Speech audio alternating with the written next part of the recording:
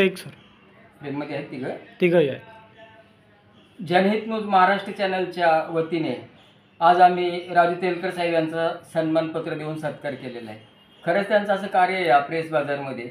तर Ulhasnagar camp number 3मधील हा press बाजार म्हणजे या ठिकाणी जे येणारे लोकांची संख्या जर रोजची जर बघितली तर कमसे कम 10,000 लोक येणं जाणं आहे.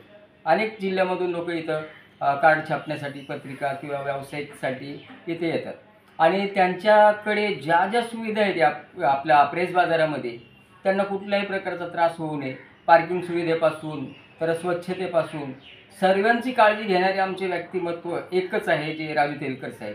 त्यांनी सगळ्यांचं आरोग्य लक्षात घेऊन किंवा या ठिकाणी कुठल्याही प्रकारे प्रिंटिंग प्रेस असतात, छपाईची कामं असतात किंवा कुठेतरी प्रदूषित वातावरण होण्याची शक्यता असते, पण त्या ठिकाणी सगळं सतत लक्ष ठेवून त्या ठिकाणी कुठल्याही प्रकारे कुठलंही वातावरण तिथं प्रदूषित होऊ नये,